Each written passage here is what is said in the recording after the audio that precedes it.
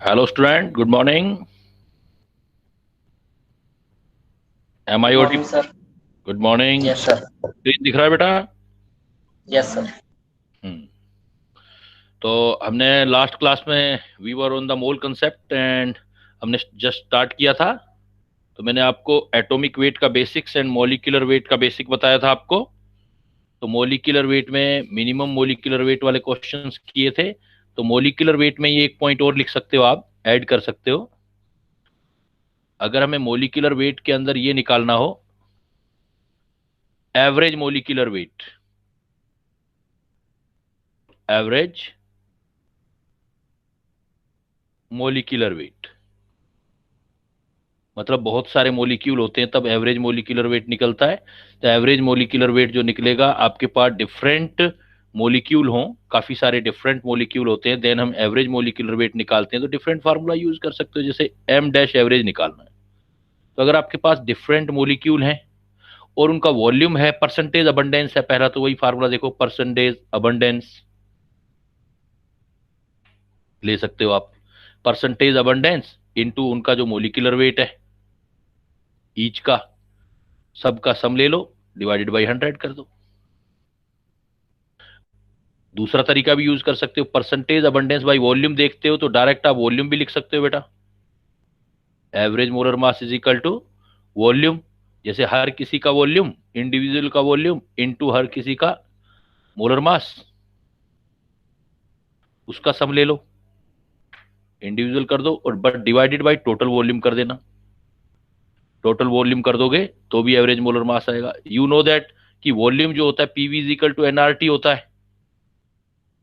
Volume जो है number of moles के डायरेक्टली प्रोपोर्शनल है। आपके पास अगर वॉल्यूम नहीं है, इंडिविजुअल के नंबर ऑफ मोल्स हैं, हर किसी के नंबर ऑफ मोल्स, उसके मोलर मास से डिवाइड कर दो, divided by total number of मोल कर देना इस बार।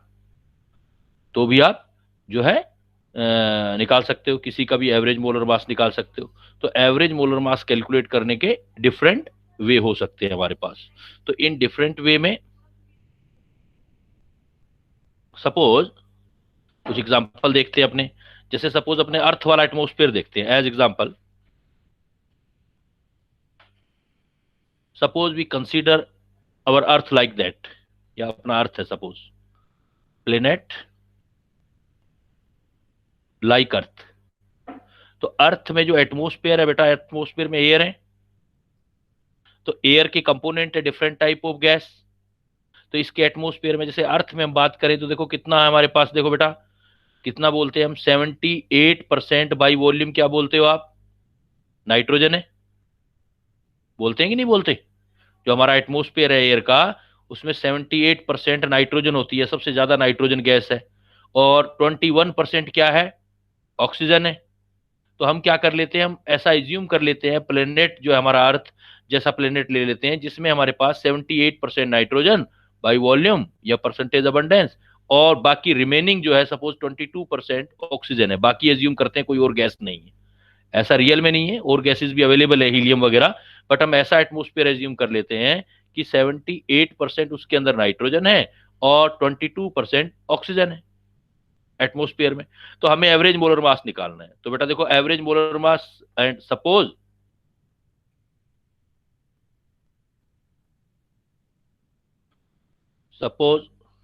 Only nitrogen 14 and oxygen 16 isotopes are present. और क्वेश्चन दे दिया गया हमें, कैलकुलेट द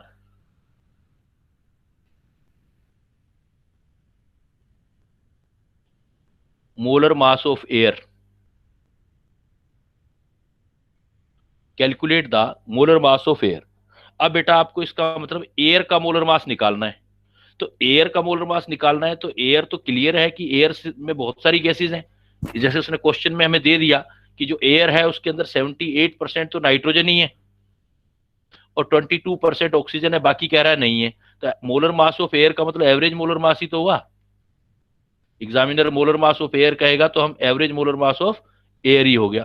तो average molar mass of air हो गया, तो you can proceed with formula percentage abundance. पहले वाले का देखो percentage abundance, percentage abundance into, जैसे परसेंटेज अबंडेंस नाइट्रोजन का इनटू मोलर मास नाइट्रोजन का लगा दो, प्लस दूसरे वाला परसेंटेज अबंडेंस सपोज ऑक्सीजन का, तो मोलर मास लगा लो बेटा ऑक्सीजन का, divided by total percentage always 100 होगी। तो मोलर मास एवरेज आ गया, तो percentage abundance of nitrogen 78%। Molar mass nitrogen का, एक नाइट्रोजन का 14 है तो 2 का 28 हो जाएगा बेटा। परसेंटेज अबंडेंस ऑफ ऑक्सीजन, तो परसेंटेज अबंडेंस ऑफ ऑक्सीजन है, तो परसेंटेज अबंडेंस ऑफ ऑक्सीजन देर 22% है। मोलर मास हो गया 32, डिवाइड कर लो सारा का 100 से, टोटल परसेंटेज आपका 100 आ गया। तो ये सोल्व करोगे तो अप्रोक्सीमेट 29 के आसपास चला जाएगा। तो कभी भी क्वेश्चन आ सकता है आपका एग्जाम में कि हमारी एयर जो है, एयर का एवरेज मोलर मास क्या है, तो अप्रोक्सीमेट यही तो होगा बेटा। हमने एयर जो अपनी ए प्लेनेट है उसकी एयर का मोलर मास ही तो कैलकुलेट किया है। तो वो रटने वाला क्वेश्चन नहीं था। कोई सोचेगा कि यार ये तो याद होता तो करके आते, याद नहीं, आपको थोड़ा सा मतलब क्लियरिटी है या कॉन्सेप्ट की नहीं है, कितना एक डेटाबेस आप प्ले करते हो। तो average molar mass of earth आ जाए तो आप 29 देंगे, कैलकुलेट करेंगे तो 29 हो जाएगा। ऐसे ही देखो प्रॉब्लम मैं अब आपको दे रहा हूं, if 2 mole of N2 and 2 mole of O2 are present, then calculate the average molar mass of mixture। निकालो बेटा जनरल जल्दी से, क्या आएगा देखो,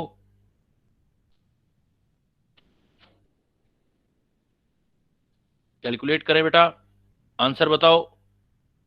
2 mole of nitrogen and 2 mole of oxygen are present, then calculate the m average of mixture, molar mass of mixture देना है आपको।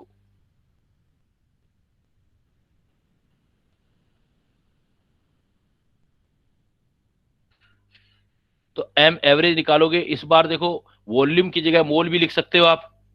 तो नंबर ऑफ मोल ऑफ पहले वाले का N1 M1 प्लस दूसरे वाले का N2 M2 divided by N1 plus N2। तो N1 M1 मोलर मास निकाल लो, 2 मोल इंटू 28 प्लस इसके भी 2 mole into 32 divided by N1 plus N2, दोनों के मोल देख लेंगे हम, 2 प्लस 2, तो कैलकुलेट कर लेंगे। जो आंसर आएगा वो हमारे पास एवरेज मोलर मास आ जाएगा। Is it clear? कोई डाउट बेटा किसी को? कुछ हूं, हाँ, यस, नो? सर क्लियर है। अब मैं देखो, अब एक क्वेश्चन दे रहा हूं आपको और टाइम दे रहा हूं 2 मिनट, आपको ध्यान से करना है, थोड़ा लोचा डाल रहा हूं क्वेश्चन में। If 50% nitrogen by mass and 50% O2 are present in mixture, are present in mixture, calculate the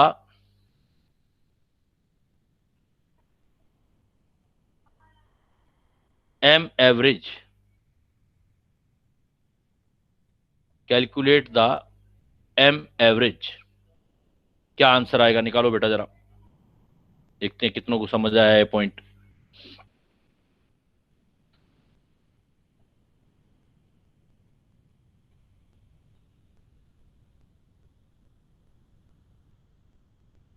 50% nitrogen by mass है, 50% बाई ऑक्सीजन है present in mixture. Calculate the average molar मास।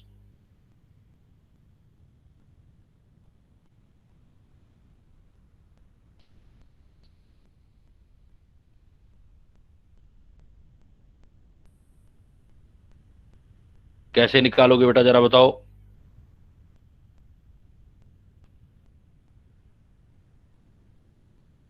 अच्छा बताओ, फार्मूला क्या लगेगा, क्या फार्मूला लगाएं।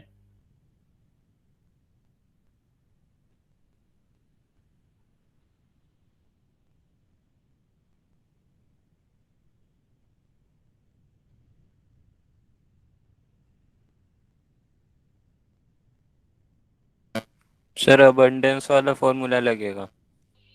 Abundance वाला formula लगेगा। अबंडेंस वाले में परसेंटेज अबंडेंस वॉल्यूम में रखते थे या मास में रखते थे बेटा उस फार्मूले में? वॉल्यूम। तो फिर मास वाला कैसे लग जाएगा? जो वॉल्यूम वाला लगाएगा वो परसेंटेज अबंडेंस लगाएगा तो वो गलत हो जाएगा बेटा।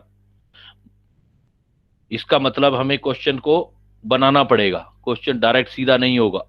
परसेंटेज बाई मास गिवन है या बाई मास है, अगर मैं ये फार्मूला नहीं लगा सकता बेटा एवरेज, अब जो पढ़ा है उससे आगे सोचना पड़ेगा। आपके पास ये था परसेंटेज अबंडेंस, लेकिन परसेंटेज अबंडेंस बाई मास नहीं होता है, ये क्या होता है, बाई वॉल्यूम होता है, इंटू मोलर मास इंटू 100। ये हट गया, वॉल्यूम नहीं है हमारे पास। दूसरा फार्मूला है नंबर ऑफ मोल वाला, एम एवरेज, हर किसी का इंडिविजुअल का N1 मोलर मास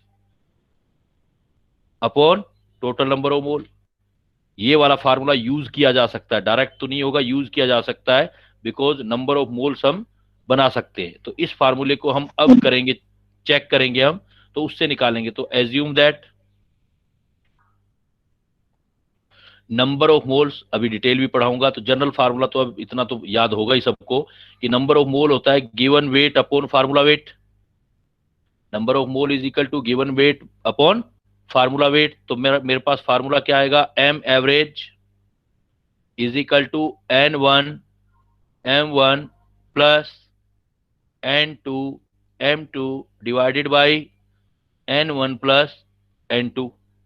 ठीक है, तो हमें क्या निकालना पड़ेगा, N1 M1 वाला फार्मूला जो है उससे सोल्व करना पड़ेगा। तो उसको थोड़ा सा छोटा कर देते हैं फार्मूले को, तो फार्मूला एक नया फार्मूला ही बन जाएगा बेटा। M average is equal to N1 की जगह लिख सकता हूं weight upon M1 again into M1 plus weight two M2 into M2 divided by weight upon M1 plus weight upon M2। इसमें से ये कैंसिल हो गया, तो एक डायरेक्ट फार्मूला बन गया। अगर वेट दिया हो तो ये फार्मूला आपका नया राइज हो गया कि इस न्यू फार्मूले के अकॉर्डिंग आप चल सकते हो। M average is equal to W1 plus W2 upon W1 M1 plus W2 M2। तो प्रॉब्लम ऐसे शॉर्ट आउट होगा। आप तो सीधा सीधा फार्मूला नहीं बैठा था, तो हर एक वर्ड का मतलब होता है, हर एक चीज का मीनिंग समझना है। परसेंटेज अबंडेंस याद करने से काम नहीं चलेगा, परसेंटेज वर्ड से याद नहीं, परसेंटेज अबंडेंस किसकी, किस फॉर्म में, वॉल्यूम में या वेट में, वो ध्यान रखना होगा। तो अब आपके पास देखो दो मिक्सचर है, एक है N2 और एक O2 है, 50% है, तो एज्यूम कर लेते हैं ये 50 ग्राम है, तो ये भी तो 50 ग्राम हो जाएगा। कितना भी एज्यूम कर लो, x ग्राम कर लो, ये x है 50%, ये 50%, ये तो इक्वल ही होंगे, तो x और x आ जाएगा। तो अब वैल्यू पुट करते हैं अपने, तो हमारा क्वेश्चन शॉर्ट आउट हो जाएगा। तो M average is equal to W1 मान लेते हैं 50 ग्राम प्लस इधर W2 ये भी 50 gram divided by W1 50 gram but divided M1 molar mass nitrogen का है 28 प्लस दूसरे वाला जो है आपका 50 बट मोलर मास जो आपका आ रहा है वो आ रहा है M2 जो है ऑक्सीजन का है तो 32। तो ये आपका हो जाएगा 100 और ये आप शॉर्ट आउट कर लेंगे, सोल्व करेंगे, तो ये आ जाएगा 28 50 इंटू कॉमन हो जाएगा, 50 कॉमन हो गया तो 1/28 32 है, तो 32 प्लस 28 और 32 इंटू 28 एलसीएम आ जाएगा। ये कैंसिल होके जो आंसर आएगा वो आप निकाल लोगे। तो देखो क्वेश्चन कहाँ से कहाँ पहुंच गया, इतना सीधा सीधा क्वेश्चन नहीं था कि हम सोल्व कर लेते उसको। तो अब जो आएगा वो हमारा एवरेज मोलर मास आएगा। तो परसेंटेज अबंडेंस और वॉल्यूम ध्यान रखना है, और मास दे रखा हो तो बेटा ध्यान रखना है। क्लियर? डाउट क्लियर हो गया? ये वेट है तो डायरेक्ट नहीं करना। Yes sir. अच्छा। अब देखो बेटा, अब आपने atomic weight and molecular weight दो चीजें कर ली। तो एटॉमिक वेट व मोलिकुलर वेट कर ली, तो मैं कुछ अब फार्मूले आपको बना के दे देता हूं कि मोल कैलकुलेट करने के लिए क्या क्या फार्मूले आप यूज कर सकते हो मोल कैलकुलेट करने के लिए।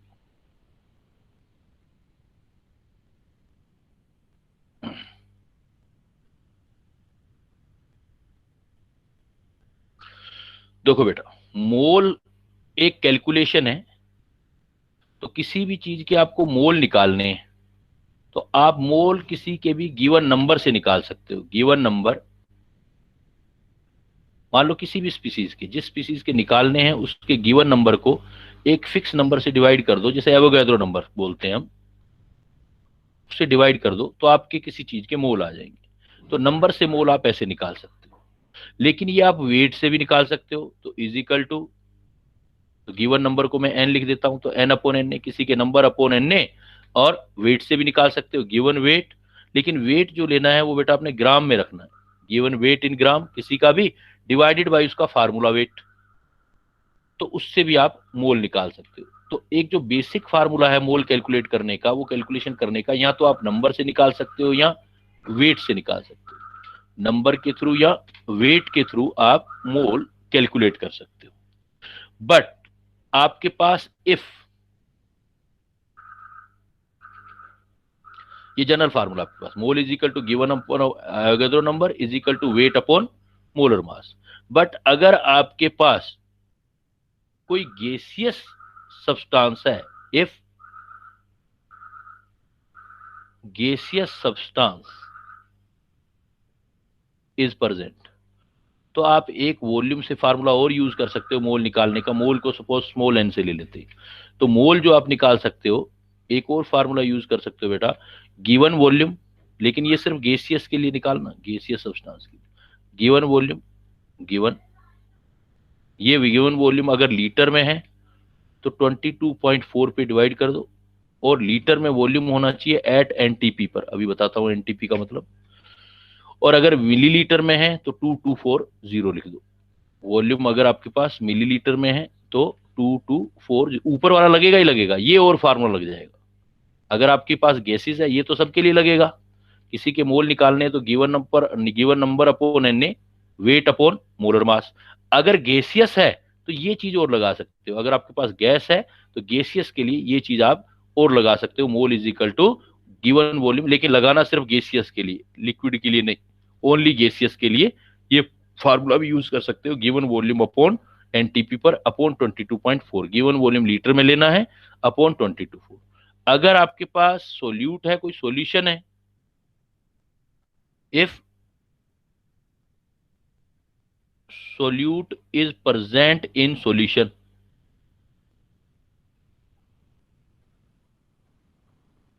अगर आपके पास कोई सोल्यूट है सॉल्यूशन में, तो मोल निकालने का फिर ये फार्मूला यूज करोगे, mole is equal to molarity into volume. Mole is equal to molarity into volume, volume litre में लोगे आप। ये जो कैपिटल एम लिखा है ये मोलेरिटी, आगे चल के पढ़ाऊंगा, अभी याद रख लेना कि मोलेरिटी कंसंट्रेशन टर्म होता है, सुन रखा होगा, 11th 12th पढ़ी है, इतना सुन रखा होगा, मोलेरिटी इनटू वॉल्यूम। तो आप इसका मतलब किसी भी सब्सटेंस का मोल निकालना है तो बेसिक फार्मूले ये हैं दो आपके, mole is equal to given number upon N A, और वेट अपॉन मोलर मास। इन दोनों फार्मूलों से निकालोगे। अगर वो आपके पास गैसियस सब्सटेंस है तो एक फार्मूला और लगा सकते हो, वॉल्यूम वाला, गिवन वॉल्यूम अपॉन 22.4। और अगर आपके पास सोल्यूट है, सॉल्यूशन बना हुआ है, तो आप मोल इस फार्मूले से भी, वो दोनों तो लगे ही लगेंगे ऊपर वाले, ये वाला फार्मूला भी आप याद कर सकते हो। तो एक बार सबसे पहले आप ये 4 फार्मूला का एप्लीकेशन देखो, इनसे सीखो आप कि आप कैसे कैसे जो है प्रॉब्लम शॉर्ट आउट कर सकते हो मोल का। तो मैं कुछ प्रॉब्लम देखो आपको शेयर कर रहा हूं। जैसे मैंने फर्स्ट प्रॉब्लम लिखा है बेटा, काफी इंपॉर्टेंट प्रॉब्लम है। मैंने लिखा है how many molecule of water are present in 1 litre of H2। 1 litre of H2O। तो आपकी बात है बेटा, पहला जो बेसिक फार्मूला है वो यूज होगा। यहां पर आप ये फार्मूला यूज नहीं कर सकते। कौन से वाला? इवन वॉल्यूम दे रखा है इसलिए तो उलझाएगा वो, लेकिन ये गिवन वॉल्यूम अपॉन 224 ये यूज नहीं कर सकते। बता सकते हो बेटा क्यों नहीं कर सकते ये वाला formula? Mole is equal to given volume upon 22.4। Even वहां पे वॉल्यूम दिया हुआ है उस क्वेश्चन में। क्वेश्चन ये है आपके पास, how many molecule of water are present in litre of in one in जितना लीटर दे रखा है देख लो, 1 लीटर ऑफ H2O। लेकिन इसमें मैं कह रहा हूं ये फार्मूला नहीं लगा सकते आप। तो क्यों नहीं लगा सकते ये बता सकते हो बेटा कोई? Scientific condition. ये गैसेस के लिए है, और बेटा H2O गैस नहीं होता। H2O क्या होता है? लिक्विड होता है। H2O क्या है? लिक्विड है। तो H2O लिक्विड है, तो इसका मतलब ये तो नहीं लगा सकता। तो जो बेसिक फार्मूला वही लगाऊंगा मैं। तो बेसिक फार्मूले से आप सोल्व करोगे इस क्वेश्चन को। तो ये कभी भी वाटर आ जाए तो वो वॉल्यूम वाला फार्मूला वो यूज नहीं करोगे, जो बेसिक फार्मूला है वो यूज करोगे। बेसिक फार्मूला क्या है हमारे पास? Number of mole is equal to, अब देखो मोलिक्यूल दे रखे हैं, तो number of molecule of H2O NH2O divided by Avogadro number, इससे निकाल सकते हो मोल, इज इक्वल टू दूसरा क्या निकाल सकते हैं? वेट से। तो wait divided by weight of H2O divided by molar mass of H2। तो दोनों से मोल है, मोल एक्यूरेट इक्वेट कर सकते हैं हम। अब हमें पता है कि एक बेसिक फार्मूला पता है बेटा, वेट इज इक्वल टू, एक फार्मूला पता होता है आपको कोई भी सब्सटेंस हो तो वेट इज इक्वल टू क्या होता है? Density into volume. Density into volume होता है, क्योंकि density is equal to weight upon volume होता है। तो डेंसिटी इंटू वॉल्यूम आ गया, तो वेट की जगह मैं क्या रख सकता हूँ? Density to volume. और वाटर की डेंसिटी जो होती है वो फिक्स होती है बेटा। देखो क्वेश्चन को कहां से कहां ले, वाटर का डेंसिटी जो होता है वो फिक्स होता है, वो होता है 1 ग्राम पर मिलीलीटर। ये डेंसिटी ऑफ वाटर होती है, याद होनी चाहिए, पता होना चाहिए कि वाटर की डेंसिटी जो होती है 1 ग्राम पर मिलीलीटर है। तो इसका मतलब जो वेट है वो किसके इक्वल आ जाएगा बेटा? वाटर के केस में weight is equal to 1 into volume, लेकिन वो वॉल्यूम जो होगा मिलीलीटर में होगा। वेट डेंसिटी की वैल्यू 1 आ गई तो वेट। तो जब भी आप फॉर वाटर मोलिक्यूल जब भी फार्मूला लगाना हो, फॉर वाटर मोलिक्यूल जब भी आपको फार्मूला लगाना हो, एक तरफ मोलिक्यूल दे रखा हो दूसरी तरफ वॉल्यूम, तो ये फार्मूला लगा दो, N upon Na Avogadro number is equal to, weight की जगह वॉल्यूम लिख दो मिलीलीटर। ये फार्मूले को चेंज कर रहा हूं मैं इसको, N upon Na। We volume, weight की जगह वॉल्यूम क्यों लिख सकते हो बेटा? वेट की जगह वाटर के केस में वॉल्यूम क्यों लिखा मैंने? बताओ जरा। डेंसिटी 1 है, जब डेंसिटी 1 होता है तो वेट और वॉल्यूम बराबर हो जाते हैं। मिलीलीटर में वॉल्यूम आ गया, डिवाइडेड बाई मोलर मास। अब देखो ये फार्मूला आप जब भी यूज करोगे, एग्जाम में ये क्वेश्चन फ्रीक्वेंटली मिलता है, अभी 2016 में आया था, तो जनरली हर दूसरे तीसरे साल आता रहता है। तो इसमें आपको ये वाला फार्मूला यूज करना है। तो अब रख दो कितने मोलिक्यूल हैं, देखो अब बस हो गया। How many molecule of H2O, N निकालना है, N upon Na is equal to, volume कितना दे रखा है हमें? इन कितना वॉल्यूम लेना है आपने? 1 लीटर। इन ये 1 लीटर है, इन 1 लीटर ऑफ H2। तो 1 लीटर है तो यहां तो मिलीलीटर में रखना है ना वॉल्यूम। तो कितना रखूं बेटा, देखो बताओ, 1 लीटर में मिलीलीटर कितने हो जाएंगे? 1000 मिलीलीटर। तो ये 1000 लिखूंगा यहाँ, मिलीलीटर में वॉल्यूम चाहिए। मोलर मास चाहिए आपको वाटर का, वो 18 होता है। जब भी आप N अपॉन Na करोगे तो ये आ जाएगा आपका, N निकालना है, number of water molecule is equal to 1000 upon 18 into Na। चाहो तो Na की वैल्यू रख दो, Na फिक्स वैल्यू है एवोगैड्रो नंबर। तो 1000 upon 18 into 6.02 10 raise to power 23, 6.02 10 raise to power 23। तो ये आपके पास नंबर आ जाएंगे।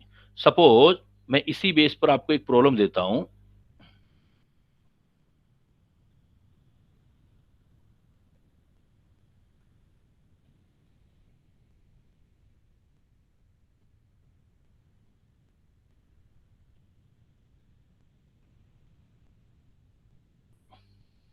आप मुझे ये प्रॉब्लम करके दिखाओ बेटा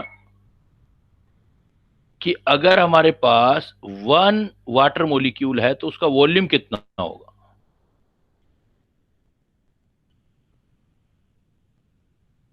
अगर हमारे पास 1 वाटर मॉलिक्यूल है तो उसका वॉल्यूम कितना होगा।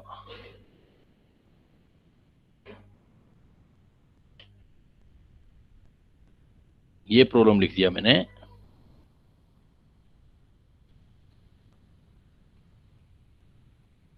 Calculate the volume of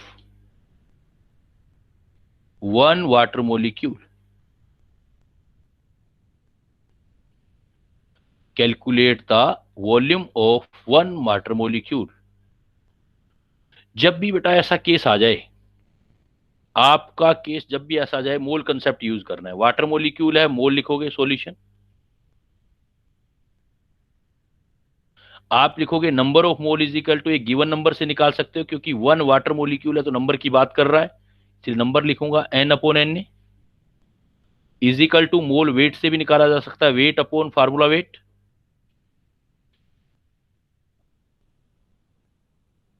weight upon formula weight. अच्छा, अभी मैंने बताया था वाटर का डेंसिटी 1 होता है, density is equal to water upon weight upon volume. तो डेंसिटी 1 है, इसलिए मैंने बताया था कि वाटर का जब केस आ जाए तो आप ये फार्मूला भी लिख सकते हो, n upon Na is equal to weight की जगह वॉल्यूम मिलीलीटर में divided by molar law. 1 water molecule है, n की वैल्यू 1 आ गई, Na नंबर है, वॉल्यूम चाहिए मुझे, ये आ गया 18। तो V millilitre is equal to बेटा आ गया आपके पास answer, V millilitre is equal to 18 upon Na millilitre में। तो 18 Na की वैल्यू होती है 6 इंटू 10⁻23। अप्रोक्सीमेट निकालोगे तो 6 3 जा 18, 3 इंटू 10⁻23, ये मिलीलीटर में आंसर आ गया। तो ऐसा लग रहा था जैसे डेटा ही नहीं है कोई हमारे पास, लेकिन क्वेश्चन सारा सॉर्ट आउट हो गया। Calculate the volume of 1 water molecule, तो हमने मोल कंसेप्ट यूज किया। तो मोल कंसेप्ट यही चीज है बेटा, हर एक क्वेश्चन जब भी आ जाए कुछ ऐसे डेटा से हो तो आप ये समझ लेना कि कहीं ना कहीं वो आपका मोल कंसेप्ट का यूज करके और प्रॉब्लम दे रहा है। कोई डाउट बेटा इस क्वेश्चन में जो अभी लिखा है मैंने? चलो,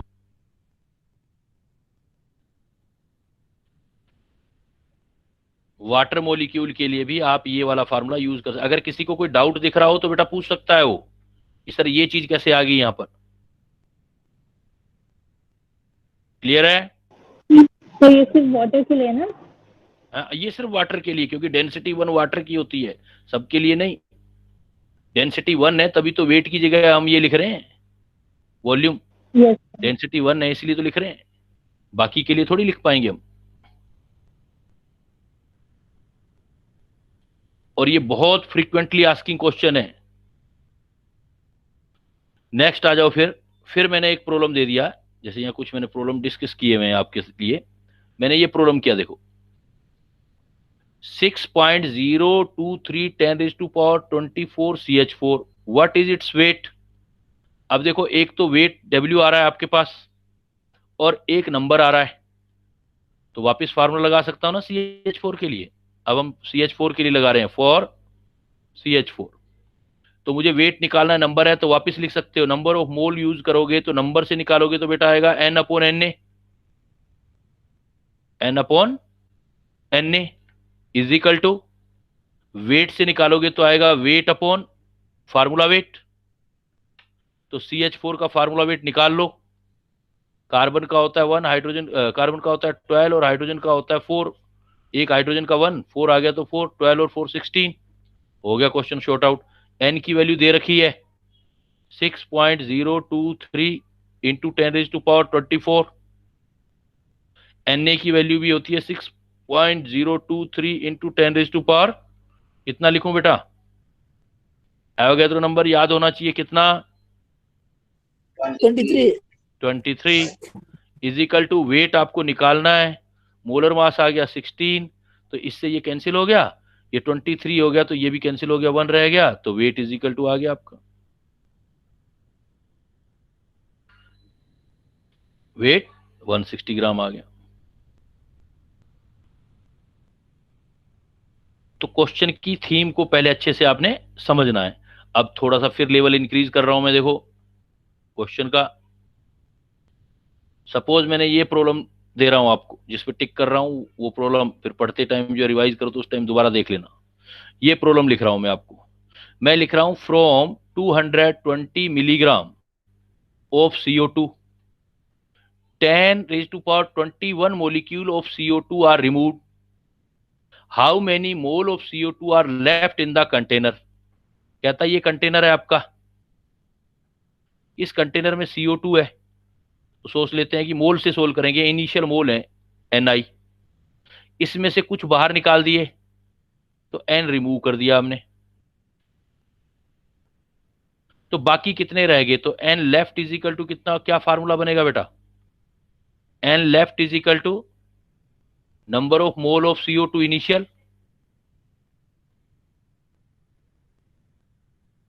इनिशियल में कितने हुए, और माइनस रिमूव कितने कितने, number of mole of removal. अब पॉइंट देखो, आपको क्या निकालना है? आपको निकालना है how many moles of CO2 are left, ये नंबर ऑफ मोल लेफ्ट निकालने। Okay, is equal to number of mole of CO2 initial. देखो तो इनिशियल में हमें क्या दे रखा है बेटा? 220 मिलीग्राम है, तो ये तो वेट दे रखा है, तो इनिशियल वेट दे रखा है, तो इनिशियली वेट से बनाओ। तो नंबर ऑफ मोल CO2 के वेट से का क्या फार्मूला होगा वेट का बेटा?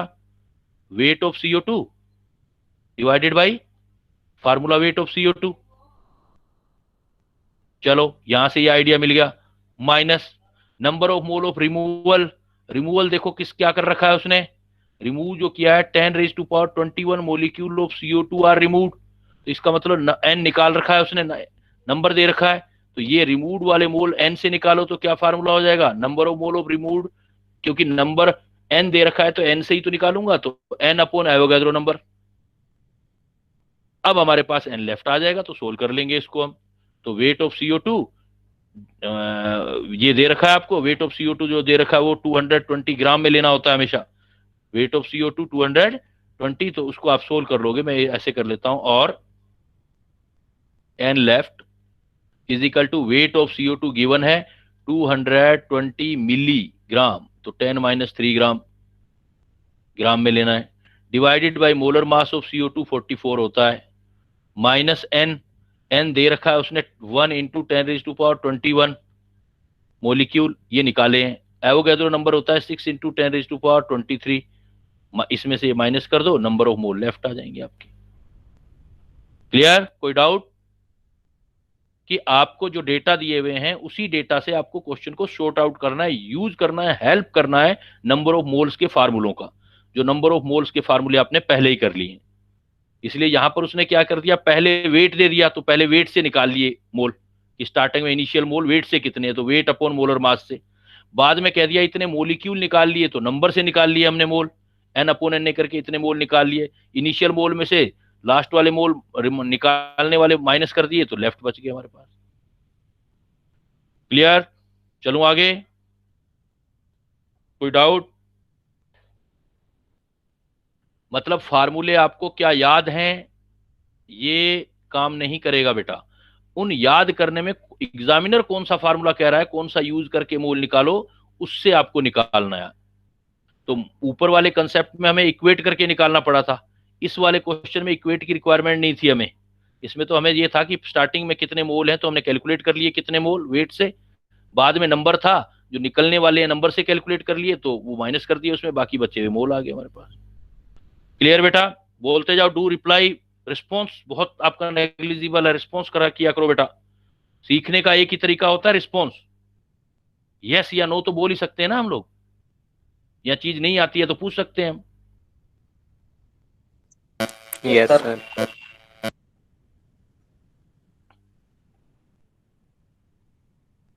तो मोल का कैलकुलेशन हम डिफरेंट वे से कर रहे हैं।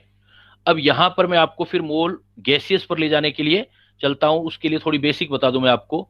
अगर हमारे पास कोई भी बेटा गैस है, ओनली फॉर गैसेस, गैस, और वो भी आइडियल गैस वर्ड हो, आइडियल गैस के लिए एक रिलेशन होता है PV = NRT, पढ़ा होगा सभी ने, PV = nRT।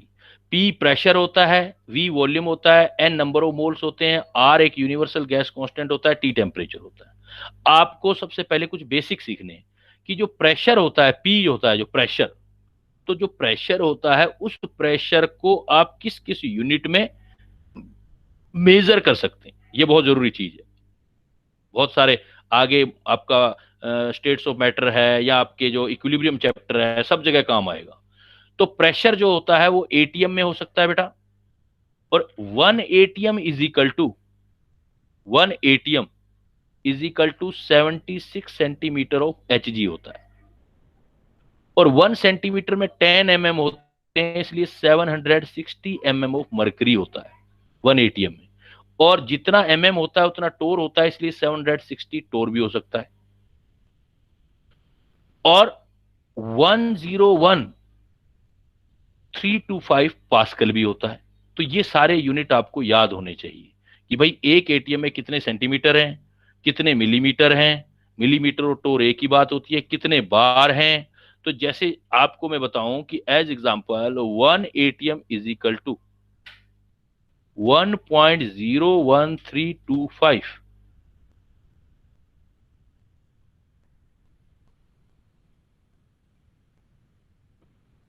1.01325 इंटू 10⁵ पास्कल होते हैं। जनरली हम 1.01 ले लेते हैं, 1 एटीएम में 1.01325 10⁵ पास्कल होते हैं, और 10⁵ पास्कल 1 बार होता है। तो कन्वर्जन क्या हो जाएगा, देखो 1 ATM is equal to 1.01, approximate कर दें 1.013 बार हो जाएगा। तो ये सारे फार्मूले आए यहीं से हैं, कन्वर्जन से हैं। तो इसलिए आपको पता होना चाहिए कि 1 bar is equal to 10⁵ pascal है। तो और ये सारे प्रेशर के यूनिट हैं, एसआई यूनिट पास्कल होगा।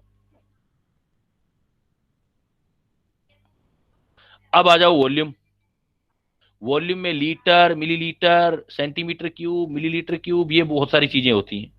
तो 1 litre is equal to 1000 millilitre. आप ऐसे कर लो,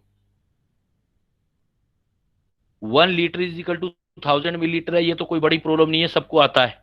लेकिन दिखते हैं, जहां तक मैं अपने स्टूडेंट्स के पास देखता हूं, वो ये होती है कि उनको कह दो मिलीलीटर, या मिलीलीटर को आप मीटर, सेंटीमीटर क्यूब या आप मीटर क्यूब में कन्वर्ट कर दो तो दिक्कत आ जाती है। तो ये ध्यान रखना, वॉल्यूम होता है लेंथ विड्थ इनटू हाइट। अगर 1 centimetre into length, 1 centimetre into width और 1 सेंटीमीटर इंटू हाइट वाला कोई बर्तन ले लें, तो उसमें जितना वॉल्यूम आएगा वो 1 मिलीलीटर के बराबर होगा। तो इसका मतलब 1 इंटू 1 इंटू 1, तो आप कहोगे 1 centimetre cube is equal to 1 millilitre, एक ही बात होती है। पढ़ तो बहुत कुछ लेते हैं लेकिन समझ बहुत कम होती है अगर हम ध्यान नहीं देते हैं तो 1 मिलीलीटर और 1 सेंटीमीटर क्यूब एक ही बात होती है। इसी टाइप से 1 डेसीमीटर, लेंथ ले लो 1 डेसीमीटर, विड्थ ले लो 1 डेसीमीटर, हाइट ले लो, तो ये जितना वॉल्यूम इसके अंदर आएगा वो 1 लीटर हो जाएगा। इसलिए हम बोलते हैं 1 decimetre cube is equal to 1 litre. तो जहां डेसीमीटर लिखा हुआ है या लीटर लिखा हुआ है, एक ही बात है। 1 decimetre cube is equal to 1 litre. अगर हम ये बोल दें कि 1 metre into 1 metre into 1 metre, इतनी बड़ी टंकी ले ले पानी की, 1 मीटर लंबी, 1 मीटर चौड़ी, 1 मीटर ऊंची, इतना बड़ा टंकी बना ले हमारे घर में, तो उसमें 1000 जग पानी आ जाएगा, मतलब 1000 लीटर की पावर है उसके अंदर, 1000 litre. So that you can say 1 metre cube is equal to 1000 litre, and it is very amazing and very surprising कि बच्चों को ये चीज पता ही नहीं होती। इसीलिए नोमेरिकल मरते हैं, नोमेरिकल नहीं हो पाते, थोड़ा सा डेटा चेंज हो गया तो नोमेरिकल प्रॉब्लम कर देता है उनको। तो जो वॉल्यूम है, जो वॉल्यूम का मेजरमेंट करते हो वो लीटर में भी करते हो, मीटर, मिलीलीटर में भी करते हो, डेसीमीटर क्यूब में करते हो, सेंटीमीटर क्यूब में करते हो, मीटर क्यूब में करते हो। 1 centimetre cube is equal to 1 millilitre, 1 decimetre cube is equal to 1 litre, और 1 metre cube is equal to 1000 litre. एक बार रिपीट कर दो बेटा, 1 मिलीलीटर इज इक्वल टू कितना होगा, 1 millilitre 1 centimetre cube, 1 millilitre 1 centimetre cube के बराबर ही होता है। 1 लीटर किसके बराबर होगा, 1 litre decimetre cube 1 decimetre cube के बराबर होगा, 1 डेसीमीटर क्यूब के बराबर होगा। और 1000 लीटर किसके बराबर होगा? 1 मीटर क्यूब। 1 मीटर क्यूब के बराबर। तो 1 मीटर क्यूब में 1000 लीटर। देखो ना कितना इजी है अगर आप उसको रियलाइज करके पढ़ते हो। साइंस है ही रियलाइजिंग। अगर मैं कह दूं 1 मीटर क्यूब की एक टंकी है, मतलब 1 मीटर चौड़ी लंबी ऊंची, हमारी टांगों जितनी ऊंची, इतनी लंबी चौड़ी एक टंकी है, तो उसमें कितने लीटर पानी आ सकता है? तो 1000 लीटर आ जाएगा आराम से उसके अंदर पानी। तो 1 metre cube is equal to 1000 litre है। तो प्रेशर जो है वो एटीएम में, बार में, पास्कल में और टोर में और एचजीएमएम में कंसिडर होगा। जो वॉल्यूम है वो फिर मिलीलीटर, लीटर या सेंटीमीटर क्यूब, डेसीमीटर क्यूब या मीटर क्यूब में होगा। और आपको इसका कन्वर्जन भी आना चाहिए। फिर आता है बेटा आपका टेम्परेचर। फिर देखते हो आप टेम्परेचर। टेम्परेचर के 3 यूनिट्स हम यूज करते हैं जनरली। जो टेम्परेचर के 3 यूनिट्स आप यूज करोगे वो टेम्परेचर आपका है एक केल्विन, एक डिग्री सेल्सियस, एक degree Fahrenheit. Kelvin, degree Celsius, degree Fahrenheit. जो केल्विन है वो एसआई यूनिट है। हाँ, यहां पर एसआई यूनिट मीटर क्यूब है। वॉल्यूम में मीटर क्यूब जो होगा वो स्टैंडर्ड यूनिट होगा जो इंटरनेशनल है। और टेम्परेचर के अंदर केल्विन होगा, एसआई यूनिट। देखो केल्विन करना है तो आपको डिग्री सेल्सियस को केल्विन में करना है, तो ये कोई बड़ी बात नहीं है। टी डिग्री सेल्सियस उसमें 273 ऐड कर दो, केल्विन में हो जाएगा। लेकिन आपको फ़ारेनहाइट में कन्वर्ट करना है तो मैं एक सिंपल सा तरीका बता देता हूं। जब भी आपको टेम्परेचर फ़ारेनहाइट में कन्वर्ट करना हो, डिग्री फ़ारेनहाइट में, तो जो टेम्परेचर आपको डिग्री सेल्सियस में दे रखा हो उसको 1.8 से मल्टीप्लाई कर देना, मतलब approximate double, T degree Celsius. बड़ी इजी क्वेश्चन होने लगेंगे। +32। अगर डिग्री फ़ारेनहाइट में आपको टेम्परेचर निकालना है डिग्री सेल्सियस से, तो डिग्री सेल्सियस को 1.8 से मल्टीप्लाई कर दो और 32 ऐड कर दो। जैसे मैं आपको बोल दूं 2 डिग्री सेल्सियस टेम्परेचर है, बेटा बताओ फ़ारेनहाइट कितना होगा? वर्बली सोचना है। पेन का यूज कम से कम सीखना है हमको, पेन का यूज कम से कम होना चाहिए। अगर मैं कह दूं कि 2 डिग्री सेल्सियस टेम्परेचर है, तो बताओ फ़ारेनहाइट में कितना हो जाएगा? 35.6। बिल्कुल इजीली हो गया ना। 2 को 1.8 से मल्टीप्लाई करेंगे तो कितना आएगा बेटा? 18 इंटू 2 3.6। 3.6 को 32 से ऐड कर दोगे। अब मैं कह दूं, देखो ध्यान, अब देखो फिर मैं बोल रहा हूं आपसे, मेरी बातों पे ध्यान देना और उसको सीखने की ट्राई करना। अगर मैं कह दूं 20 डिग्री सेल्सियस टेम्परेचर है, 20 डिग्री सेल्सियस टेम्परेचर है, बताओ फ़ारेनहाइट में कितना होगा? 20 डिग्री सेल्सियस टेम्परेचर है तो 52 तो बेटा 66 1.8 को अभी तो आपने खुद ही बताया। जो पिछली बात सोचते हो उसको सोचा करो ना। अभी क्या बोला आपने मुझे कि 1.8 को 2 से मल्टीप्लाई किया 3.6 आया, 20 से मल्टीप्लाई करूंगा तो 36 आ जाएगा। 18 इंटू 20 36, 36 ये और 32 ये, तो 68 हो गया। तो वर्बली सोल्व करोगे आप। तो एक टेम्परेचर ऐसा होता है जो दोनों में, जैसे मैं ये प्रॉब्लम देता हूं, ये प्रॉब्लम करो।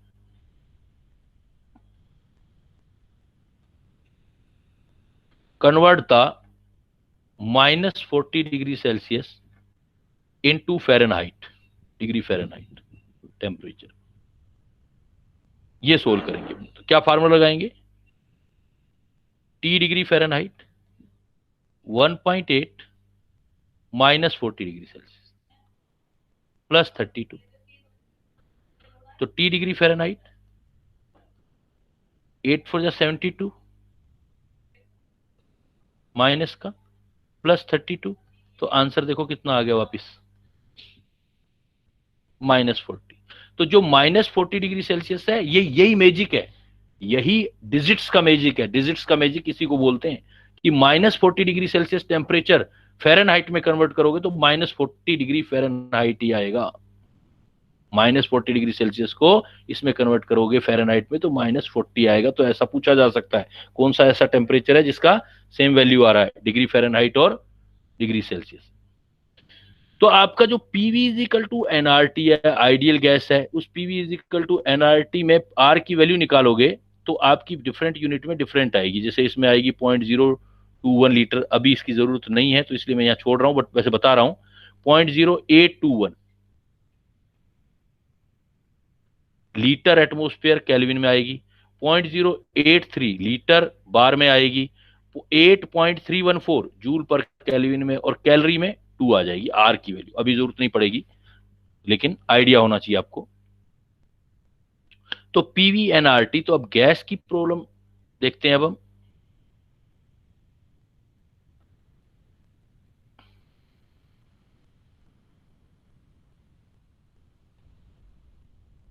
इसमें आपके दो कंडीशन आएंगी। एक वर्ड यूज करूंगा मैं एनटीपी, एक वर्ड यूज करूंगा एसटीपी।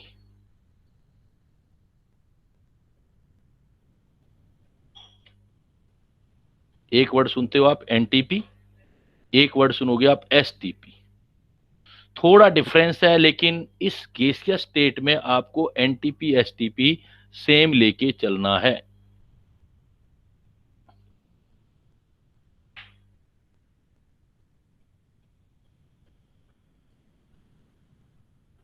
अगर टर्म लिखी हुई है बेटा एनटीपी, एनटीपी का मतलब है 0 degree Celsius temperature and 1 ATM pressure, NTP का मतलब एनटीपी। और एक होता है एसटीपी। एसटीपी का मतलब 0 डिग्री सेल्सियस टेम्परेचर। बहुत लोग कंफ्यूज होते हैं इसमें, ध्यान रखना। सोचते हैं स्टैंडर्ड एस लग गया, स्टैंडर्ड लग गया तो टेम्परेचर 25 लेना है। नहीं, एसटीपी में भी 0 डिग्री सेल्सियस टेम्परेचर ही है। It should be keeped in mind. A big mistake ज्यादातर बच्चे करते हैं। एनटीपी में भी टेम्परेचर 0 डिग्री सेल्सियस है, एसटीपी में भी टेम्परेचर 0 डिग्री सेल्सियस ही है। प्रेशर जो है वो स्टैंडर्ड है, वो हो जाता है 1 बार प्रेशर। तो ये एक डिफरेंस है एनटीपी और एसटीपी में, ये वाला डिफरेंस है। और इस डिफरेंस से फर्क क्या आ जाता है, अगर एनटीपी पर आप यूज करोगे तो कोई भी आइडियल गैस है तो volume of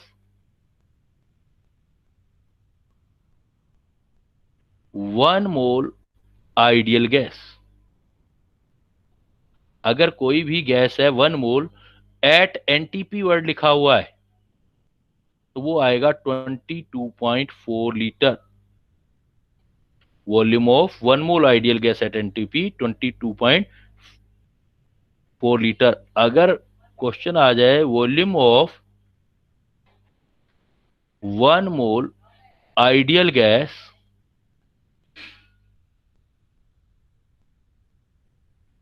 eight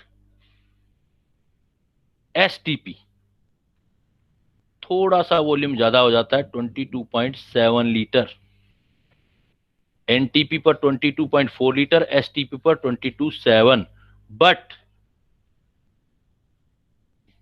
for numerical, जब तक स्पेसिफिकली पूछे ना ऊपर वाला question, for numerical in gaseous state जब भी करना हो आपको, you can take V molar, मतलब मोलर वॉल्यूम 22.4 एट एनटीपी और एसटीपी। जब तक स्पेसिफाई नहीं पूछे तब तक आप 22.4 लेके ही सोल्व करना, चाहे एनटीपी लिखा हो चाहे एसटीपी लिखा हो। थोड़ा सा माइन्यूट डिफरेंस होता है। स्पेसिफिक पूछे कि भाई volume of 1 mole of ideal gas NTP कितना आएगा, देन 22.4, एसटीपी आ जाएगा तो 22.7। अगर न्यूमेरिकल सोल्व करना है तो जनरली आप 22.4 लीटर मतलब एनटीपी और एसटीपी की सेम वैल्यू लेके ही सोल्व करें, चाहे एग्जाम में एनटीपी लिखा हो चाहे एग्जाम में एसटीपी लिखा हो। क्लियर? ये आपने क्या देना है, ध्यान देना है।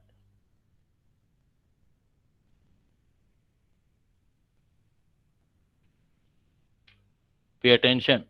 जब तक स्पेसिफिक नहीं पूछेगा 22.7 यूज नहीं करना, 22.4 लीटर ही यूज करना है।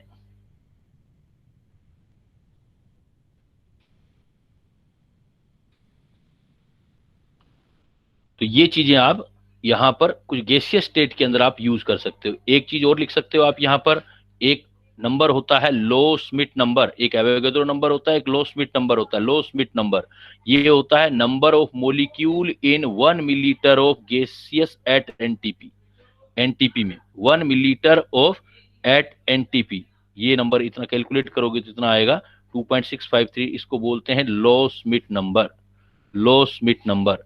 अगर मैं बेटा आपसे ये पूछ लूं number of molecules in 22.4 litre of gas at NTP, कितना आंसर होगा बेटा? अगर मैं कहूं number of molecule of gas in 22.4 litre at NTP, कितना होगा? कितने मोलिक्यूल आएंगे? 22.4 से मल्टीप्लाई कर देंगे। अभी थोड़ी देर मैंने पहले बताया है कि एनटीपी पर अगर 22.4 लीटर वॉल्यूम होता है तो कितना होता है वो?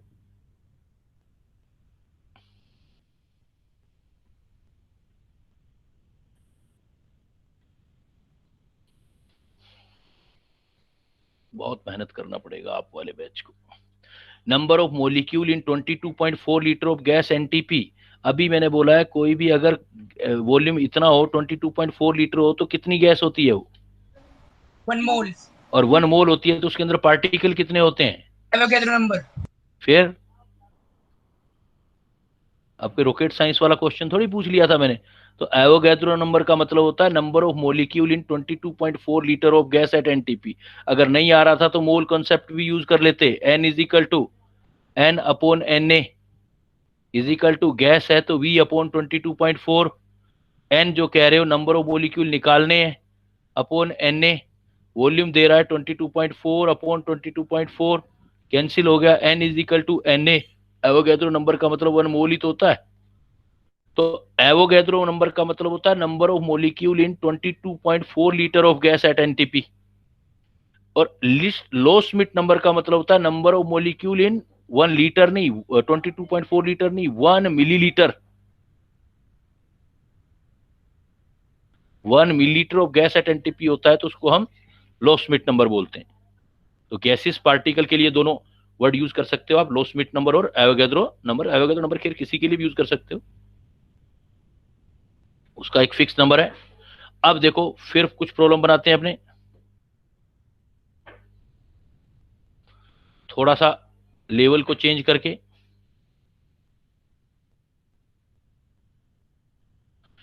सपोज बेटा मैं आपको ये बोलता हूं, थोड़ा क्वेश्चन मैं लेवल बढ़ा रहा हूं थोड़ा सा और, मैंने पूछ लिया find the number of sodium ion in 5.85 gram in NaCl। Find the number of Na positive ion in 5.85 gram in NaCl। अब 5.85 ग्राम NaCl है तो वेट दे दिया मुझे, और मुझे नंबर पहले हम क्या करते हैं NaCl का नंबर निकाल लेते हैं। तो पहले निकालते हैं 4 NaCl। अब NaCl के मोल का फार्मूला क्या होगा बेटा? Mole of NaCl is equal to mole of NaCl is equal to number of NaCl divided by Avogadro number. Number आ गया। वेट से भी निकाल सकते हो आप, वेट से निकालोगे तो weight of NaCl divided by formula weight of NaCl।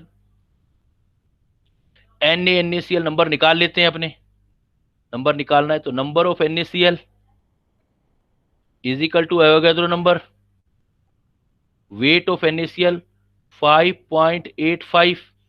NaCl का फार्मूला वेट निकालो। अब ये निकालना नहीं आया, एटॉमिक वेट याद नहीं हुए तो क्वेश्चन डेड। Na का होता है 23, Cl का होता है 35.5, तो ये हो गया 58.5। तो इसका मतलब ये दे दिया 58.5। तो n नंबर ऑफ NaCl कितना आ गया? देखो बेटा नंबर ऑफ NaCl Na, कल भी करवाए थे ऐसे क्वेश्चन, तो 1/10 मतलब 0.1 आ गया। तो नंबर ऑफ NaCl कितना आ गया? 0.1 Na, 0.1 Na। लेकिन क्वेश्चन में क्या निकालना था आपका? देखो पढ़ो जरा, क्वेश्चन में निकालना क्या चाहते हो आप? सिर्फ कौन से Na पॉजिटिव आयन निकालना चाहते हो? तो एक NaCl में एक ही तो Na होगा, मतलब NaCl जितने होंगे उतने ही तो Na होंगे, जितने NaCl उतना ही Na। तो मैं ये बोल सकता हूं ना, since 1 NaCl contain 1 Na positive ion, तो जितने नंबर ऑफ NaCl होंगे उतने ही मैं लिख सकता हूं नंबर ऑफ Na पॉजिटिव होंगे। वो हमने निकाल लिया NaCl के 0.1 Na। आगे स्पेसिफाई करना चाहते हो तो 0.1 Na की वैल्यू रख दो एवोगाड्रो नंबर की, 6.02 10⁻23। इतने Na पॉजिटिव आयन आ जाएंगे। क्लियर? कोई डाउट किसी को? No sir. देखो फिर आगे दूसरा क्वेश्चन देखो, मैंने कहा find number of aluminium ion in 1.5 mole of aluminium sulphate. Direct mole दे दिए मैंने, 1.5 मोल ऑफ एल्यूमिनियम सल्फेट। तो नंबर ऑफ एल्यूमिनियम, अब ये फार्मूला बेस्ड क्वेश्चन नहीं हुआ बेटा, ये सोच के आंसर देना होगा आपको। Find number of aluminium ion in 1.5 mole of aluminium sulphate. तो मैं क्या लिखूंगा, देखो बेटा मेरे पास ये है, देखो ऑप्शन 1.5 मोल, ये है Al2SO4 का थ्राइस। मुझे किसके आयन चाहिए बेटा? एल्यूमिनियम के। तो एक एल्यूमिनियम सल्फेट में कितने एल्यूमिनियम दिख रहे हैं आपको? अगर एक एल्यूमिनियम सल्फेट होगा तो कितने एल्यूमिनियम आयन है उसमें? सर 2। तो कुल मिला के जितने मोल हैं उसको इस 2 से मल्टीप्लाई कर दो, तो इसका मतलब ये 2 रहा, ये रहा 2 इंटू 1.5 मोल। तो कितने हो गए एल्यूमिनियम आयन? देखो 3 मोल। 3 मोल है, आपको क्या निकालने? नंबर। तो मोल हटा दो वर्ड, 3 मोल की लिख दो 6.02 10⁻23 नंबर आ गया। तो 3 इंटू 6 इंटू 10⁻23। क्लियर? कोई डाउट? चलूं आगे, इसमें किसी को डाउट हो तो पूछ सकता है कोई। जितने मोल होंगे एल्यूमिनियम सल्फेट के, उसमें एल्यूमिनियम सल्फेट में एल्यूमिनियम 2 है तो ट्वाइस हो जाएगा उसका, एल्यूमिनियम आयन उसका डबल हो जाएगा। सल्फेट पूछता तो थ्राइस हो जाता।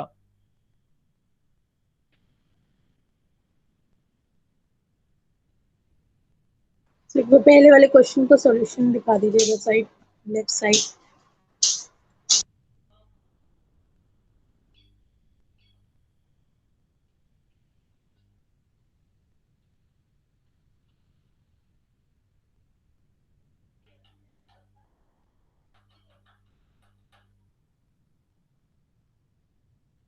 Yes okay. फिर देखो, फिर मैंने आपको क्वेश्चन दे दिया,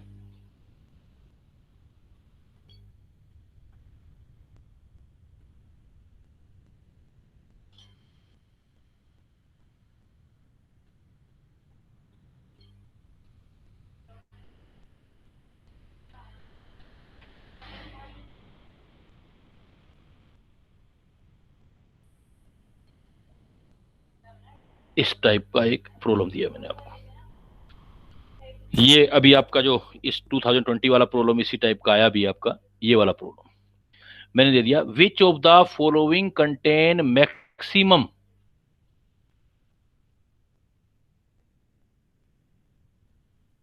नंबर ऑफ एटम। एक आपके पास 1 ग्राम O है, एक आपके पास 1 ग्राम O3 है, एक आपके पास 1 ग्राम O2 है। यहां कहता है all have same number of atom, which of the following contain maximum number of atom. एक 1 बाय 1 सोल्व करो। देखो पहले वाला क्वेश्चन सेम ऐसा ही क्वेश्चन आया था इस बार। 1 ग्राम O दिया हुआ है, O एटम है, तो इसका मतलब नंबर ऑफ मोल निकाल लो आप, लेकिन एटम के निकालना। नंबर ऑफ मोल O के, नंबर ऑफ मोल O एक ही है, यहां एक है तो एक लिख दो, इंटू 1 ग्राम है 1 लिख दो, वेट अपॉन फार्मूला वेट होता है ना। तो number of O is equal to, ए की ऑक्सीजन है 1, वेट 1 ग्राम, मोलर मास अब क्या करना है आपने,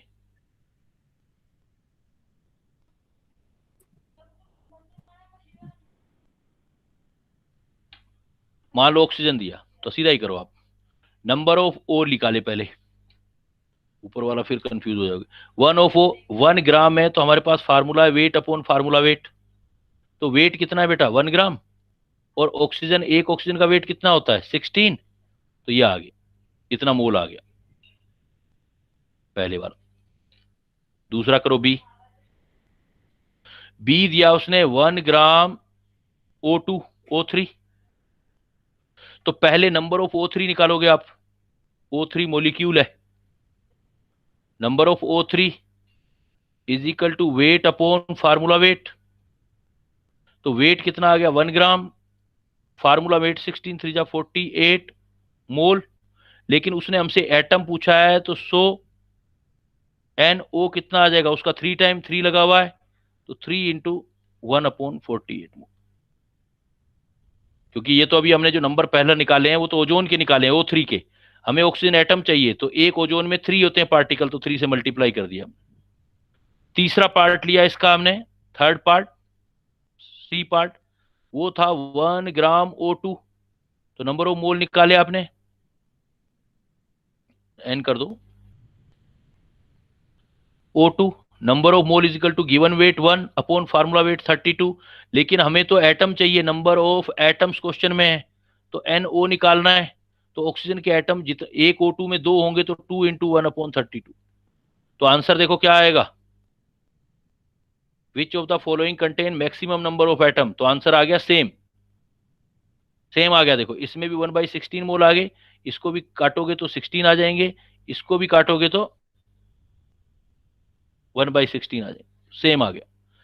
तो मैक्सिमम नंबर ऑफ एटम पूछेगा तो एटम निकालने, पहले मोलिक्यूल निकाल के फिर आप एटम निकालो,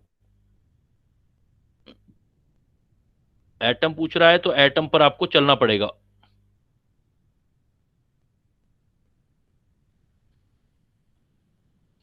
जैसे ये प्रॉब्लम देखो, which of the following contain largest number of carbon atom, which of the following contain largest number of carbon atom, first है ए है 15 gram of C2H6,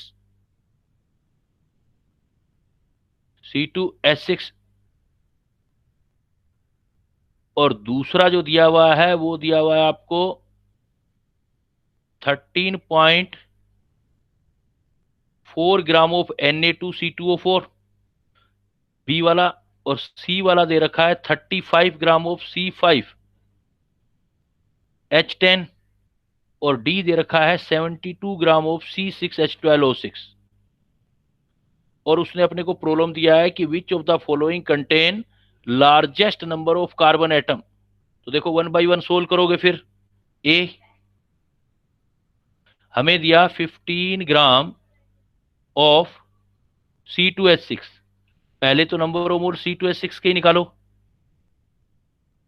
number of mole of C2H6 given weight 15, formula wait निकाल लो इसका, ये carbon 12 होता है, 12 to 24 और 6 30, ये आ गया 30 मोल आ गया हमारे पास। अब हमें ये देखना है कि इसमें कार्बन निकालने हैं हमें, तो कार्बन देखो एक मोलिक्यूल में 2 कार्बन है, तो नंबर ऑफ कार्बन ट्वाइस हो जाएंगे, ट्वाइस इंटू 15/30 मोल, ये आ गए कार्बन, पहले वाले के अंदर कार्बन ये आ गए, मतलब ये आ गया टोटल 1 मोल।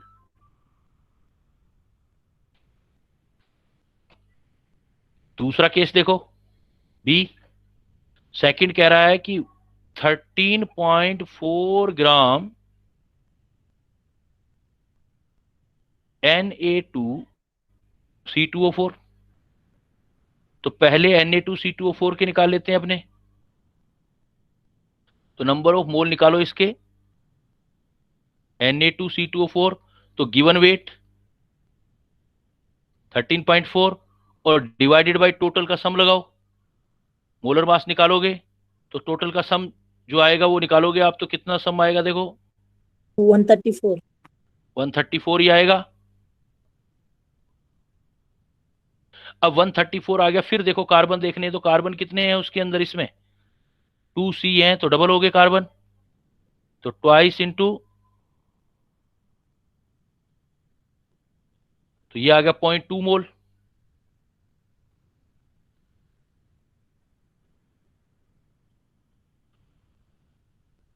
थर्ड निकालो, सी वाला। सी क्या कह रहा था देखो, 35 ग्राम ऑफ C5H10। तो पहले इसके नंबर ऑफ मोल निकालो C5H10 के, तो 35 डिवाइडेड बाई देखो 12 5 जा 70 और 10 ये कितना हो गया, 12 5 जा 60, 10 70। ये 70।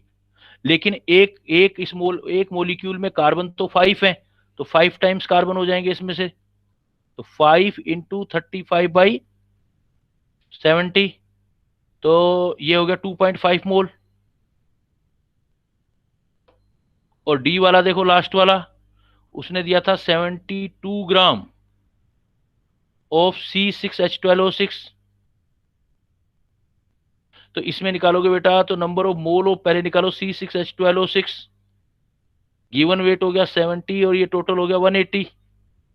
C6H12O6 का निकालोगे तो अब इसमें कार्बन कितना टाइम होंगे बेटा, देखो कितना है कार्बन, इसके एक 6। मोलिक्यूल में 6 कार्बन है, तो 6 टाइम हो गया कार्बन।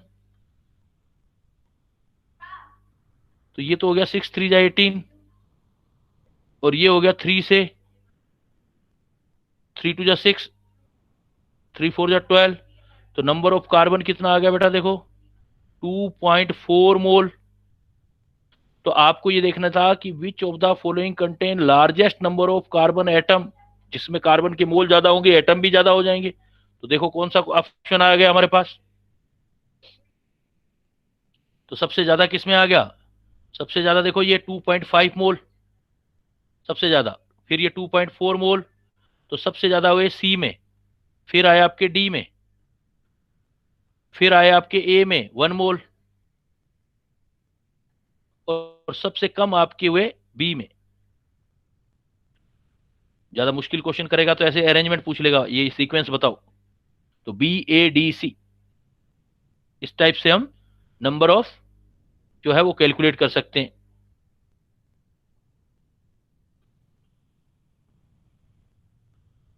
तो ये आपका जो है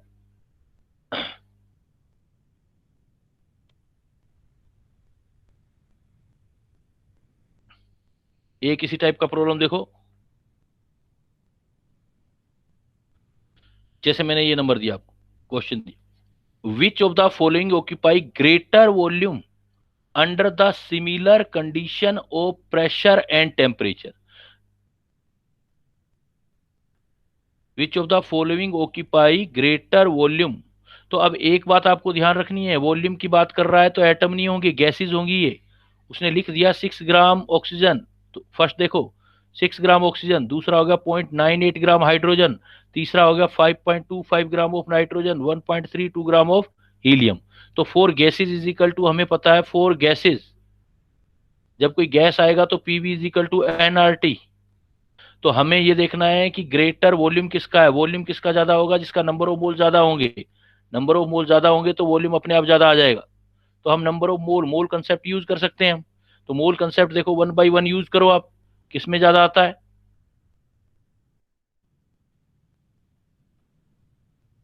तो फर्स्ट देखो आपका 6 ग्राम ऑक्सीजन गैस है तो O2 लिखो, ऑक्सीजन O नहीं होती, 6 ग्राम O2 मतलब 6 ग्राम ऑक्सीजन है ए वाला। तो ऑक्सीजन है तो नंबर ऑफ मोल निकालो, number of mole is equal to weight upon formula weight, weight आ गया 6, फार्मूला वेट हो गया 32, 6/32 आ गया। दूसरा देखो बी वाला, बी कह रहा है 0.98 ग्राम हाइड्रोजन, हाइड्रोजन गैस है तो H2 लो, H2 फॉर्म में होती है गैस, तो नंबर ऑफ मोल निकालो, ये भी आ गया weight 0.98 divided by 2, 0.98 by divided by 2। Third देखो, थर्ड कह रहा है 5.25 ग्राम नाइट्रोजन, नाइट्रोजन भी गैस होती है N2, तो ये आ गया आपका नंबर ऑफ मोल इसके हो गए 5.25 डिवाइडेड बाई 28। डी ऑप्शन हो गया आपका 1.32 gram helium, 1.32 gram helium, number of mole निकाल लो हीलियम का 1.32 ग्राम, फार्मूला वेट होता है 4। अब इसमें देखो आप, सबसे ज्यादा सिमिलर कंडीशन है टेम्परेचर प्रेशर की, तो सबसे ज्यादा मोल किसके आ रहे हैं, जिसका मोल ज्यादा होगा उसका वॉल्यूम भी ज्यादा आएगा, तो आपको डिवाइड करके देखना पड़ेगा सारा, तो एक एक आपको करके देखना पड़ेगा कि भाई, क्योंकि 6/32 वैल्यू इस टाइप की दे रखी है, तो ये कितना आ गया देखो 2 है, तो ये हो गया 0.42 या 8.49 मोल आए हैं इसके, तो ये देख लो 0 पॉइंट, ये आ गया 13 है, 4 3 या 12, तो इससे ज्यादा तो ऊपर वाला ही हो गया, छोड़ दो यहीं पे, आगे जाने की जरूरत नहीं है। इधर आ जाओ, ये करोगे 52, तो ये भी मतलब 1 पॉइंट कुछ आ गया, 0.28 होता, 56 होता, तो 1 पॉइंट कुछ आ रहा है, ये भी कम हो गया। ये आ रहा है 32, तो 0.60 ले लो, तो अप्रोक्सीमेट 2 के आसपास आ रहा है, तो सबसे ज्यादा पार्टिकल किसमें आ गए देखो 0.49, ये हो गया, इसका वॉल्यूम सबसे ज्यादा आ जाएगा आपका। तो इस टाइप से आप वॉल्यूम भी जो है कैलकुलेट कर सकते हैं, या वॉल्यूम कैलकुलेट करना है तो आप उससे निकाल सकते हैं। अब आपको मैं 2 अदर चीजें बता रहा हूं। अभी तो क्या है कि कोई भी मटेरियल है आपका, उसके लिए आपको मोल निकालना हो, अगर आपको mole calculation of mole of ऐसे पार्टिकल जो एटम नहीं हो, mole of species which are not atom और मोलिक्यूल हो, ऐसी चीज के आपको मोल निकालने हो, calculation of mole of species which are not atom और मोलिक्यूल, देन कैसे निकालोगे, देन आपको नंबर ऑफ मोल स्पीसीज का निकालना है,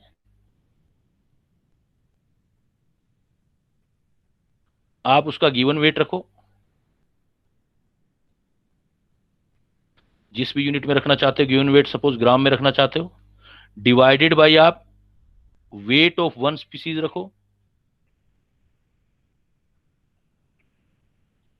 वेट ऑफ वन स्पीसीज, लेकिन उसी यूनिट में, ग्राम में है तो ग्राम में लिखोगे, wait of one species into Avogadro number लगा देना।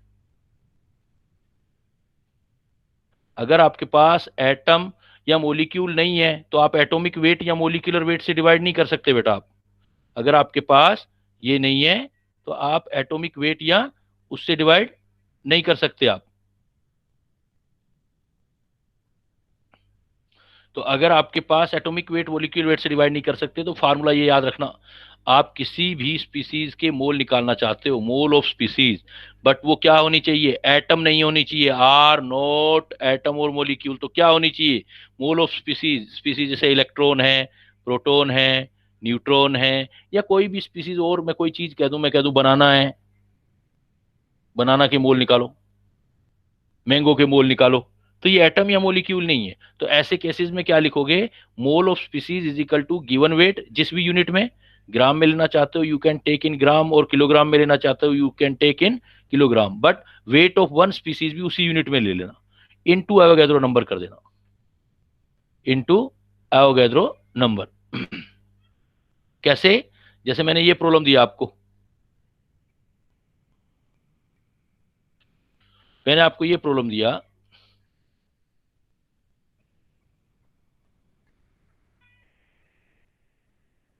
calculate the mole of electron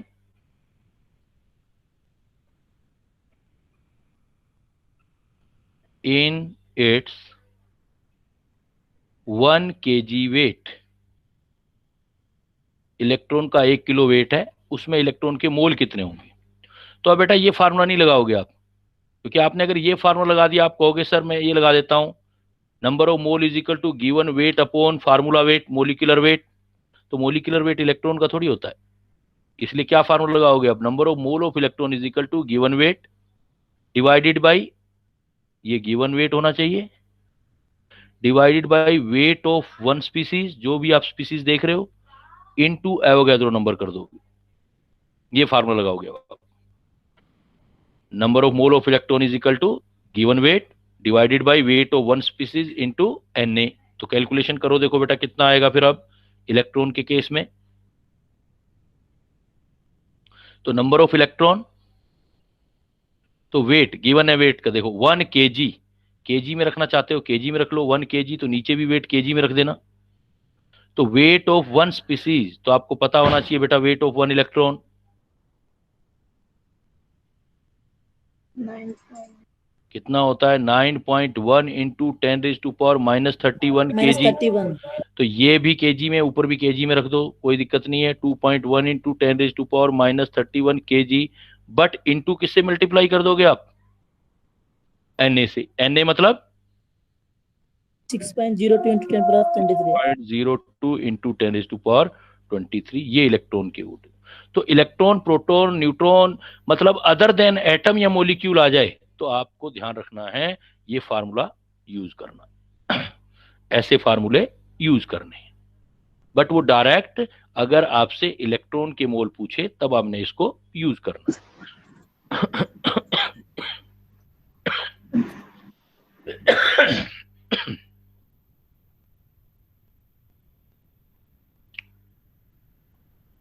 कई बार दिखेगा ऐसे कि इलेक्ट्रॉन इलेक्ट्रॉन पूछ रहा है, लेकिन इस फार्मूले की जरूरत ही नहीं होगी आपको। जैसे एक ये प्रॉब्लम शेयर कर रहा हूं मैं आपसे, तो आज मैं आपको सिर्फ मोल कैलकुलेट करना सिखा रहा हूं, जिससे नेक्स्ट क्लास में क्या हम इजीली आगे का काम कर सकें। तो देखो अब जैसे प्रॉब्लम दे दिया मैंने आपको, calculate the number of electron in 10 millilitre of H2O। Density water की पता है, हमें जरूरत नहीं, हमें तो क्या करना है, नंबर ऑफ इलेक्ट्रॉन निकालने हैं 10 मिलीलीटर H2O। तो देखो 4H2O मैंने एक फार्मूला बताया था आपको, 4H2O नंबर ऑफ मोल निकाल सकते हैं, नंबर ऑफ मोल H2O के, नंबर ऑफ मोल H2O के निकालोगे तो given weight upon formula wait. और वेट नहीं पता तो कोई बात नहीं, आप वॉल्यूम भी लिख सकते हो अपॉन फार्मूला वेट वाटर के लिए, तो क्योंकि वेट और वॉल्यूम, वेट ग्राम में, वॉल्यूम मिलीलीटर के बराबर होता है, बिकॉज डेंसिटी 1 होता है। तो number of mole of H2O आ गया आपके पास, वेट ना सही, वॉल्यूम तो है, 10 लगा दो डिवाइडेड बाई 18 लगा दो। अब आपके number of mole of H2O आ गए, तो इतने मोल आ गए 10/8 मोल। अब आपको यह देखना है कि एक H2O में इलेक्ट्रॉन कितने हैं। अब सारा काम सोच विचार का आ गया, सारा विचार point, it is matter of, जो आपका डिस्कसिंग हो गया, मैटर ऑफ जो पॉन्डरिंग हो गया कि एक H2O में कितने इलेक्ट्रॉन है, ये तो निकालो। तो एक H2O में देखो कितने हाइड्रोजन है और कितने ऑक्सीजन। तो एक H2O के अंदर 1 और 2 हाइड्रोजन, 1 ऑक्सीजन है। हाइड्रोजन का एटॉमिक नंबर 1 होता है, हाइड्रोजन का एटॉमिक नंबर 1 होता है, ऑक्सीजन का एटॉमिक नंबर 8 होता है। तो जो एटॉमिक नंबर होता है वही तो इलेक्ट्रॉन होते हैं। तो इसका मतलब इलेक्ट्रॉन कितने आगे, देखो हाइड्रोजन में 1 + 1 + 8, टोटल कितने इलेक्ट्रॉन आगे, 10। इसका मतलब each H2O molecule contain 10 electron. तो आप 10 टाइम कर दोगे तो नंबर ऑफ मोल तो निकाल चुके आप H2O, तो इलेक्ट्रॉन निकालोगे तो number of mole of electron, तो 10 टाइम्स ऑफ जो आपने निकाला है 10/18 मोल। अब मोल भी हटा दो वर्ड, 10 × 10 मोल में ही निकालना है तो यही हो जाएगा। और अगर आपने और आगे करना है तो और आगे किस में निकालना है, कैलकुलेटर नंबर ऑफ इलेक्ट्रॉन निकालना है मोल की फॉर्म में, यहीं पर आगे चलना है तो 18 मोल हटा के 6 × 10⁻23 लगा दें, जैसा क्वेश्चन पूछे वैसा आंसर दे देना। तो इस टाइप से फार्मूला प्लस जो एग्जामिनर आपसे पूछना चाहता है, फार्मूले की हेल्प से आप एक पॉइंट पे पहुंचो और आगे जो पता है उसके बेस पर फिर उसको आगे सोल्व करो।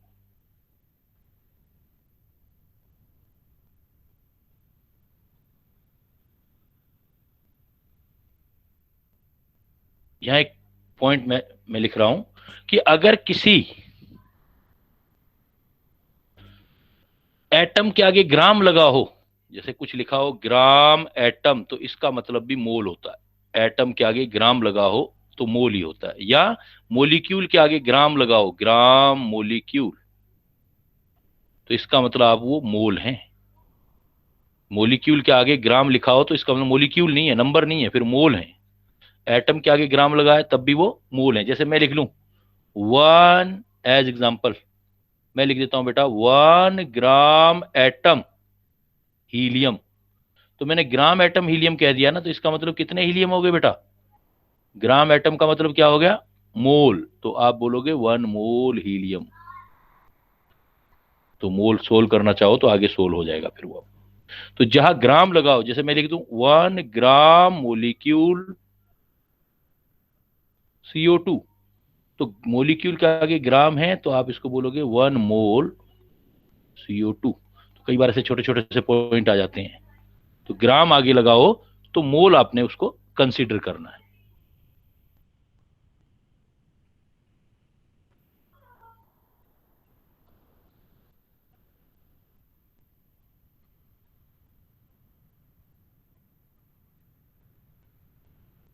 अब मोल की एप्लीकेशन स्टार्ट करते हैं। एक तो ये आपने सीख लिया कि ये कैलकुलेशन तो है ही, कैलकुलेशन के साथ साथ आप उसका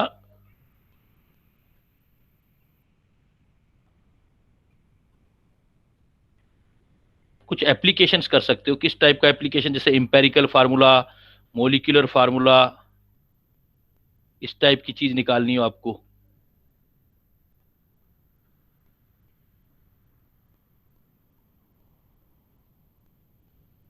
क्योंकि स्टेप टू स्टेप आपका कैलकुलेशन जो है बढ़ता जाएगा, तो इसमें अभी थोड़ा सा मैं इसके बारे में इंट्रोड्यूस करके छोड़ दूंगा आज, कि जैसे मोलिकुलर फार्मूला क्या होता है, इंपेरिकल फार्मूला क्या होता है, कैसे निकालते हैं हम। तो देखो मोलिकुलर फार्मूला जो हमारे पास है, तो जो मोलिकुलर फार्मूला है, मोलिकुलर फार्मूला एक्चुअली किसको रिप्रेजेंट करता है? It represent the number of atom of different element जो आपके प्रेजेंट इन द मोलिक्यूल होते हैं। It represent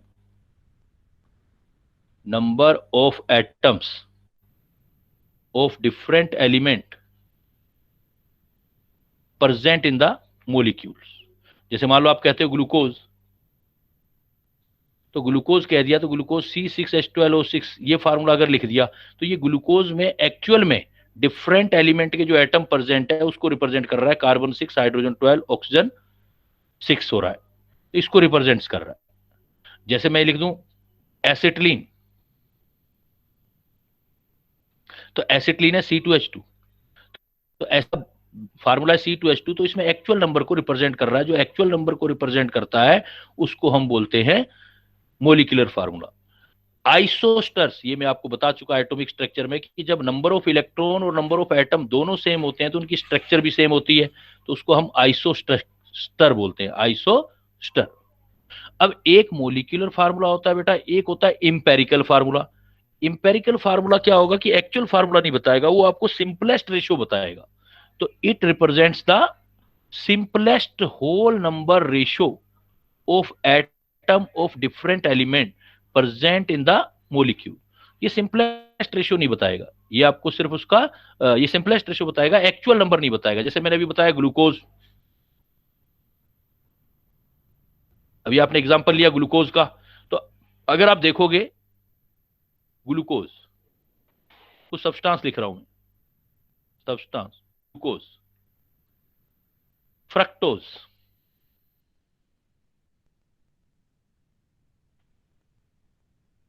acetic acid. तो बेटा ग्लूकोज का फार्मूला क्या होता है? एक्चुअल फार्मूला मतलब मोलिकुलर फार्मूला। एक्चुअल फार्मूला भी मैंने ऊपर लिखा, क्या आएगा ग्लूकोज का? C6H12O6। फ्रक्टोज का एक्चुअल फार्मूला क्या है, बता सकता है कोई बच्चा?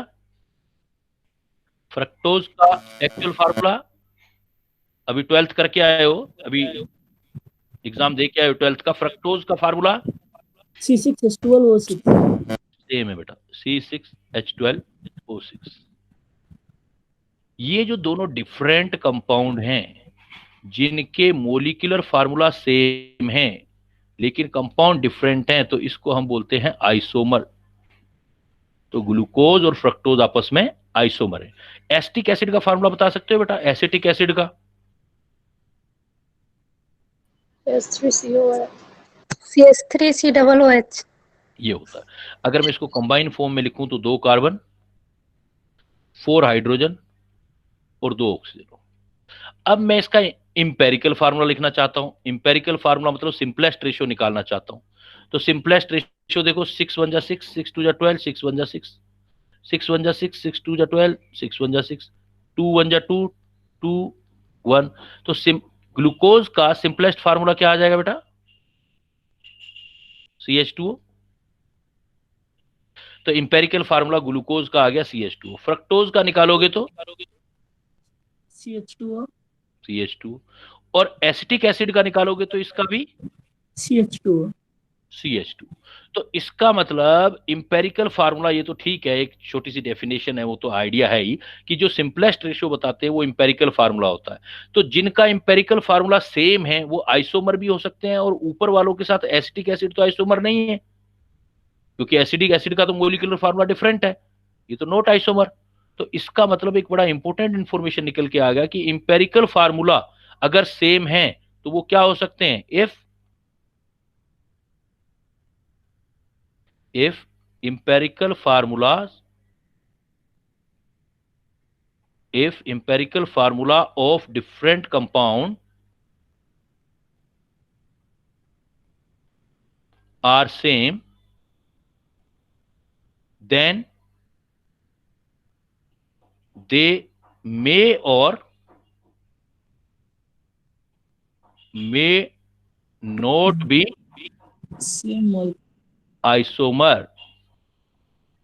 इंपेरिकल फार्मूला सेम है तो कंपाउंड आपस में आइसोमर हो भी सकते हैं और नहीं भी हो सकते हैं, बट ऑल आइसोमर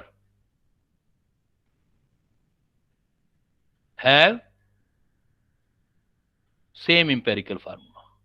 लेकिन अगर कोई आइसोमर है, जैसे ग्लूकोज और फ्रक्टोज आइसोमर है, तो इनका इंपेरिकल फार्मूला सेम होगा, लेकिन रिवर्स सही नहीं है।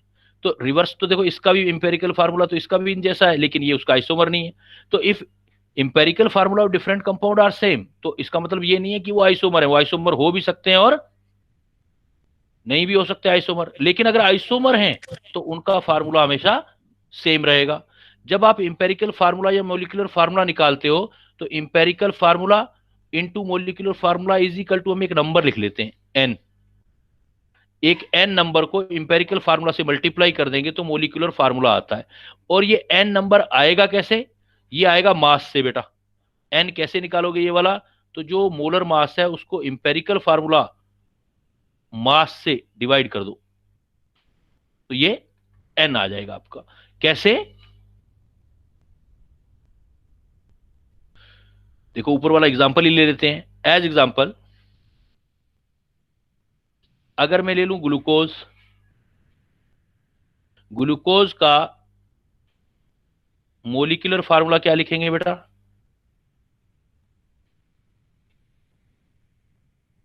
C6H12O6 लिखेंगे। तो इसका मोलिकुलर फार्मूला वेट क्या निकालेंगे? या molecular formula wait, formula mass, कुछ भी कह दो, टोटल निकालोगे इसका, क्या आएगा वो? 180। मोलिकुलर फार्मूला वेट 180, ये मोलिकुलर फार्मूला। अब इसी का ग्लूकोज का इंपेरिकल फार्मूला निकालो।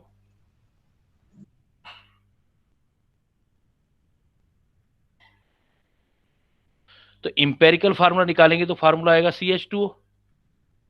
तो इंपेरिकल फार्मूला वेट निकालो। 3030. इंपेरिकल फार्मूला वेट तो 3030 आ गया।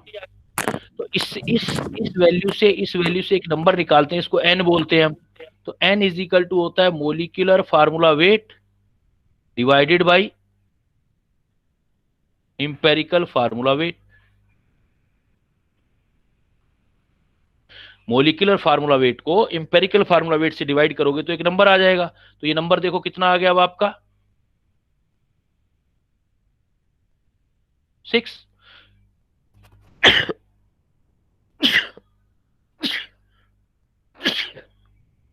अगर आपके पास ये नंबर आ गया, इसको वापस वेट नहीं फार्मूला से वापस मल्टीप्लाई कर दो इंपेरिकल वाले से, ऊपर वाले से। इसको अगर n से हम मल्टीप्लाई कर दें इंपेरिकल फार्मूला से,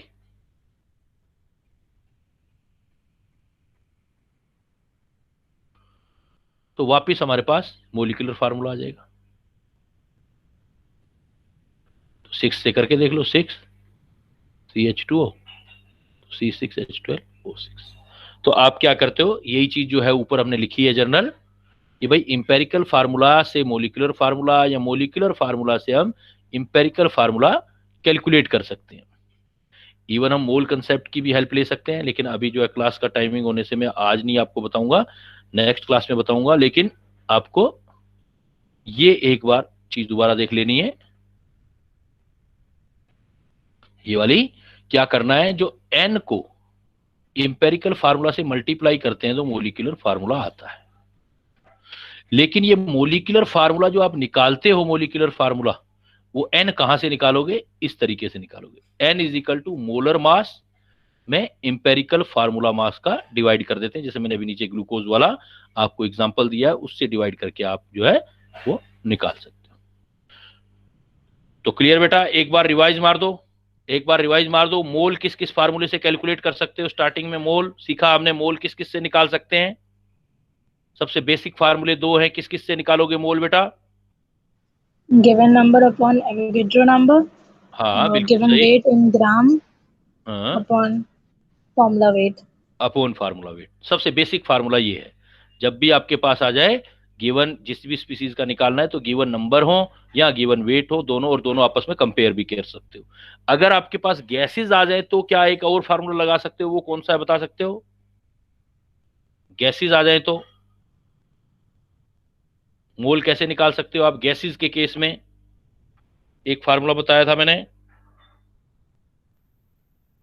जैसे सपोज मैं आपको ये बोल दूं, V/22.4, हाँ इतनी देर कैसे लगी बताने में। वॉल्यूम by 22.4, और volume at NTP in litre, पूरा बोला करो, volume at NTP in litre divided by 22.4। 2.4 solute के मोल कैसे निकाल सकते हो, ये भी एक फार्मूला बताया था सोल्यूट के। Molarity into volume in litre. Molarity into volume in litre. तो आप डिफरेंट वे में ऐसे मोल निकाल सकते हो। फिर मैंने बताया कुछ डायरेक्ट फार्मूला बेस्ड क्वेश्चन हो जाएंगे। वाटर का केस आए, वाटर, तो वाटर का केस में आप नंबर ऑफ मोल्स कैसे निकाल सकते हो। वाटर के केस में अगर वेट नहीं दिया हुआ, वॉल्यूम दिया हुआ है, तो volume upon molecular weight. Volume upon molecular weight. Good, weight की जगह आप वॉल्यूम लिख सकते हो। वॉल्यूम किस यूनिट में आएगा इस केस में, वाटर वाले में मिलीलीटर। मिलीलीटर में। वाटर के केस में वॉल्यूम अपॉन मोलर मास से निकालते हो वाटर के केस में। इसके बाद क्या है कि इसके मोल निकाल के अगर फर्दर वो एटम या इलेक्ट्रॉन देखता है तो फिर काउंट कर लेते हो भाई उसके अंदर कितने एटम है या कितने इलेक्ट्रॉन है, उससे आप मल्टीप्लाई कर लेते हो। और इसकी डिफरेंट अभी मैंने आपको शेयर किए हैं, कुछ क्वेश्चंस करवाए, कुछ और दिए हुए हैं, मॉड्यूल आपके पास अवेलेबल है, तो उससे आप एक्स्ट्रा जो प्रैक्टिस करोगे। कुछ डीपीपी भी आज डाल दूंगा मैं। और फिर मैंने आपको बताया है कि molecular formula and empirical formula. Molecular formula क्या होता है बता सकते हो बेटा। its weight, मोलिकुलर फार्मूला अगर डिफाइन करना हो, what is the molecular formula, तो क्या बोलोगे। It represents number of atoms, actual number of atoms of हाँ, actual number of different atom elements. Of different elements. और इंपेरिकल फार्मूले में क्या बोलोगे, simplest whole number ratio of atoms. Simplest, मतलब एक्चुअल नंबर नहीं होगा, सिंपलेस्ट पता लग सकता है आपको, Yes, sir. सिंपलेस्ट रेशियो बना सकता है। दोनों में रिलेशन क्या है, इंपेरिकल फार्मूला और मोलिकुलर फार्मूला में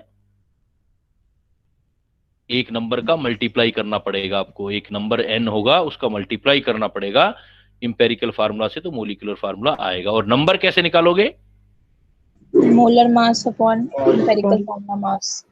हाँ, molar mass, molecular weight molecular formula weight divided by empirical formula wait से वो नंबर निकल सकता है। तो इस पर हमने न्यूमेरिकल करेंगे बेटा नेक्स्ट टाइम।